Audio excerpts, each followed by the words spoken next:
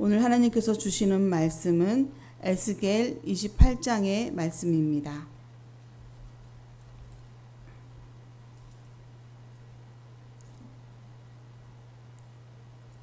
구약성경 에스겔 28장 1절에서 26절까지의 말씀을 저와 한 절씩 교독하도록 하겠습니다. 또 여호와의 말씀이 내게 임하여 이르시되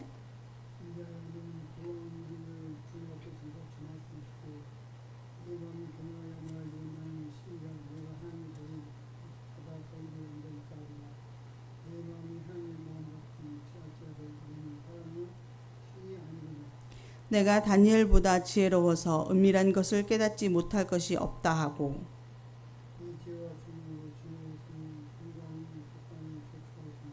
내 큰 지혜와 내 무역으로 재물을 더하고 그 재물로 말미암아 내 마음이 교만하였도다.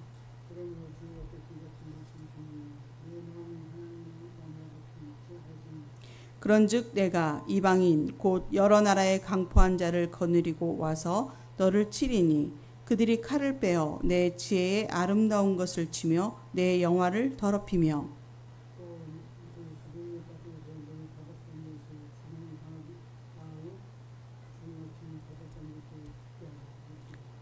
내가 너를 죽이는 자 앞에서도 내가 하나님이라 말하겠느냐. 너를 치는 자들 앞에서 사람일 뿐이요 신이 아니라.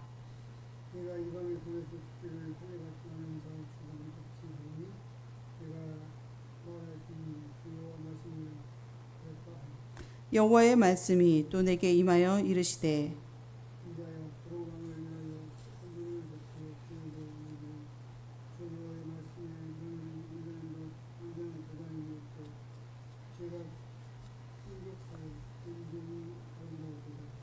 내가 옛적에 하나님의 동산 에덴에 있어서 각종 보석 곧 홍보석과 황보석과 금강석과 황옥과 홍마노와 창옥과 청보석과 남보석과 홍옥과 황금으로 단장하였으며 내가 지음을 받던 날에 너를 위하여 소고와 비파가 준비되었도다.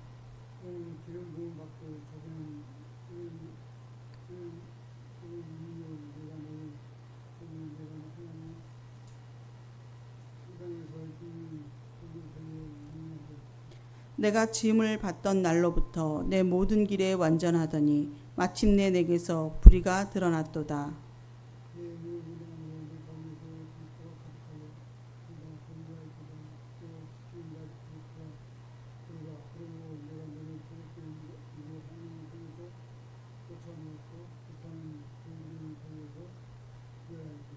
내가 아름다움으로 마음이 교만하였으며 내가 영화로움으로 내 지혜를 더럽혔으며 내가 너를 땅에 던져 왕들 앞에 두어 그들의 구경거리가 되게 하였도다.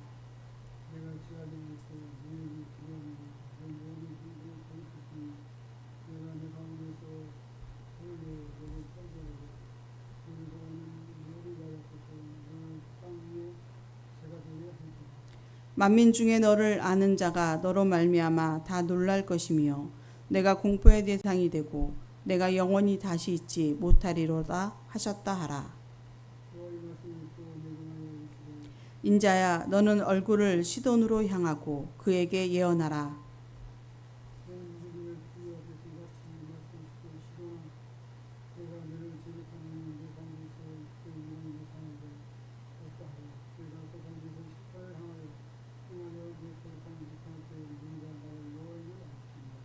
내가 그에게 전염병을 보내며 그의 거리에 피가 흐르게 하리니 사방에서 오는 칼에 상한 자가 그 가운데에 엎드러질 것인즉 무리가 나를 여호와인 줄을 알겠고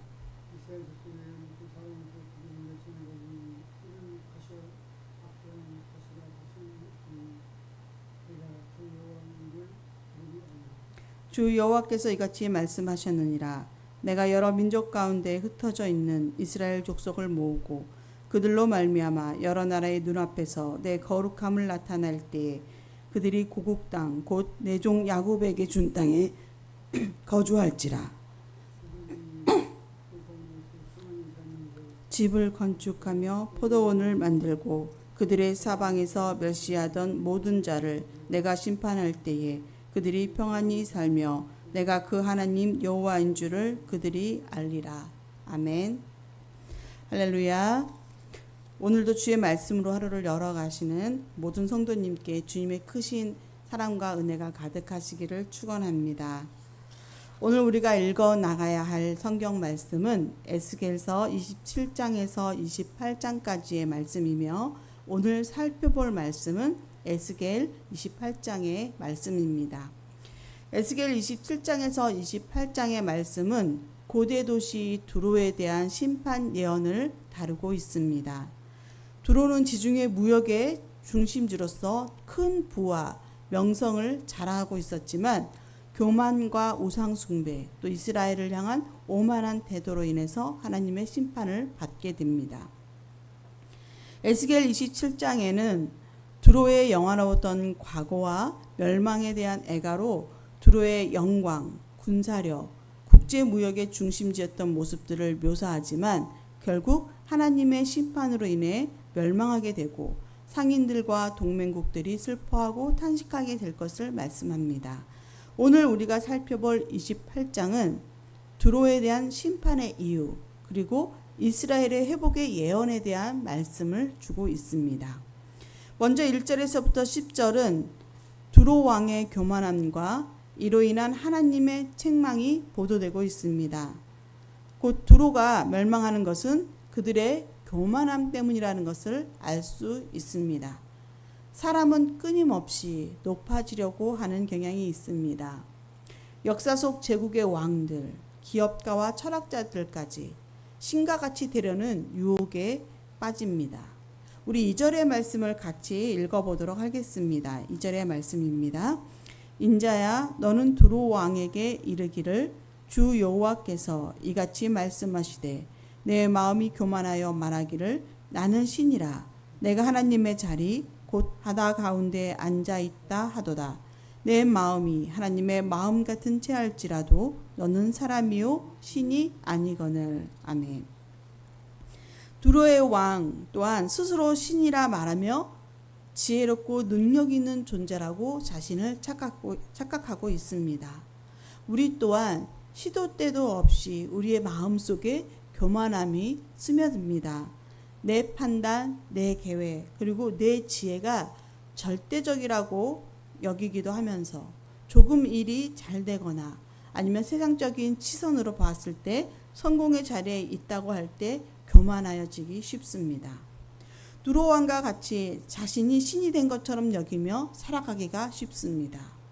그러나 사람은 결코 신이 될 수 없습니다. 교만은 하나님의 자리를 넘보는 죄악입니다. 앞서 말씀드린 계획, 지혜, 성공, 물질, 권력 이런 모든 것이 겉으로는 굉장히 지혜롭고 강해 보인다 할지라도 결국 하나님 앞에서는 무력해질 수밖에 없습니다. 하나님께서는 교만한 두로 왕을 책망하시면서 7절에서 8절까지의 말씀 속에서 그를 이방인의 손에 붙여 죽게 하십니다. 교만은 패망의 선봉이요 거만한 마음은 넘어짐의 앞잡이라는 잠언의 말씀을 우리는 기억하며 살아가야 할 것입니다. 11절에서 19절까지의 말씀은 하늘의 존재처럼 아름다웠지만 타락한 자에 대한 최후를 말씀하시며 깊은 영적 교훈을 주고 있습니다. 13절에서부터 15절까지 말씀이 조금 길지만 함께 읽어보도록 하겠습니다. 13절부터 15절까지 말씀입니다. 내가 옛적에 하나님의 동산 에덴에 있어서 각종 보석 곧 홍보석과 항보석과 금강석과 황옥과 홍마노와 청옥과 청보석과 남보석과 홍옥과 황금으로 단장하였으며 내가 짐을 받던 날에 너를 위하여 소고와 비파가 준비되었도다. 너는 기름 부음을 받고 지키는 그룹이며 내가 너를 세우매 내가 하나님의 성산에 있어서 불타는 돌들 사이에 왕래하였도다. 내가 짐을 받던 날로부터 내 모든 길에 완전하더니 마침내 내게서 불의가 드러났도다. 아멘. 두로는 하나님의 은혜를 누린 나라입니다. 13절에 각종 보석으로 단장하고 지음 받던 날 두로를 위해 수고와 비파가 준비되었다라고 말씀하십니다. 화려하고 찬란한 영광을 누렸던 두로입니다. 하나님께서 지혜를 주셨고 무역과 번영을 통해 큰 부를 누리게 하셨습니다. 그런데 이 완전하고 아름다웠던 자가 이제 불의를 드러내고 있습니다. 이들의 불의는 강포함이고 교만함으로 인한 죄악입니다. 하나님의 은혜는 크시지만 그 은혜 안에서 교만할 때 멸망은 피할 수가 없습니다. 우리도 하나님의 은혜를 입은 자들입니다. 값없이 예수님의 공로로 구원을 받았고 복음을 알게 되었으며 교회 공동체 안에서 살아가는 은혜를 입었습니다. 그러나 우리가 그 은혜 위에 교만을 더한다면 두로와 같은 심판을 우리도 피할 수가 없습니다. 은혜는 특권이 아니라 책임이며 더욱 겸손히 하나님을 의지하며 살아가야 되는 것입니다. 20절에서부터 24절까지의 말씀은 시돈에 대한 심판과 솔로몬 시대에 외교나 경제적으로 우호적 관계를 맺고 있었으나 시간이 지나면서 영적으로 타락을 유도하는 세력이 되었습니다. 그리고 이들은 이스라엘을 괴롭히고 조롱한 이방 도시들이 되었습니다. 하나님께서는 시돈도 심판하실 것을 예언하게 하시며 22절에 하나님께서 이들을 심판하실 때 하나님의 거룩함을 나타내시고 그로써 무리들이 하나님을 여호와인 줄 알게 하신다고 말씀하고 있습니다. 그리고 24절에 이스라엘 족속에게 사방에서 그들을 멸시하고 찌르는 가시와 아프게 하는 가시가 다시는 없게 하시겠다라는 말씀을 그 언약을 주고 계십니다. 이것은 하나님의 멈추지 않는 공의를 말씀합니다. 하나님은 죄를 눈감지 않으시며 또한 그 심판 속에서 하나님의 거룩하심을 선포하고 계십니다. 하나님은 자신의 백성을 사랑하시기 때문에 그들을 괴롭히는 자들을 심판하시고 고통 속에 있는 백성을 회복시켜서 다시는 괴롭힘을 당하지 않도록 은혜를 베풀어 주십니다. 이것이 하나님의 공의와 사랑입니다. 마지막으로 25절부터 26절까지의 말씀은 이스라엘에 대한 하나님의 회복의 약속입니다. 우리 마지막의 말씀 25절부터 16절까지를 함께 읽겠습니다. 주 여호와께서 이같이 말씀하셨느니라. 내가 여러 민족 가운데 흩어져 있는 이스라엘 족속을 모으고 그들로 말미암아 여러 나라의 눈앞에서 내 거룩함을 나타낼 때에 그들이 고국 땅 곧 내 종 야곱에게 준 땅에 거주할지라.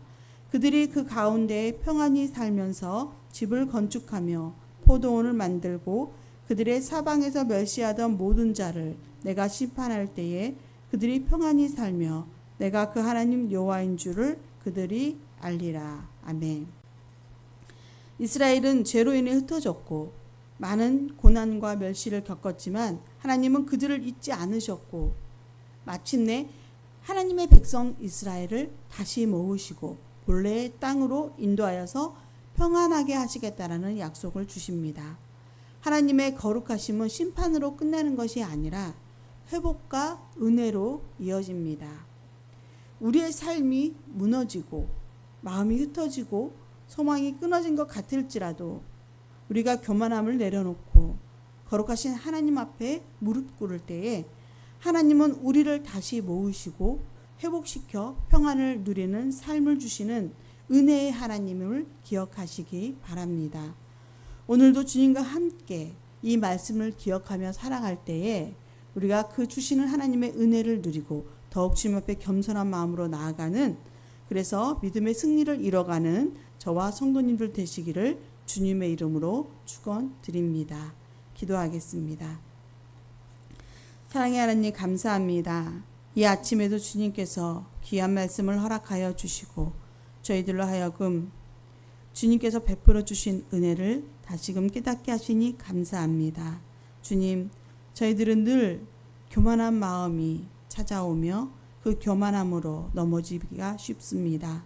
하나님, 저희를 온전하게 붙들어 주시옵소서. 교만한 자리에 서지 않게 하시고 늘 겸손함으로 주님 앞에 엎드리게 하여 주시며 주님의 말씀에 순종하는 삶을 살아 믿음으로 승리할 수 있도록 하나님 인도하여 주시옵소서.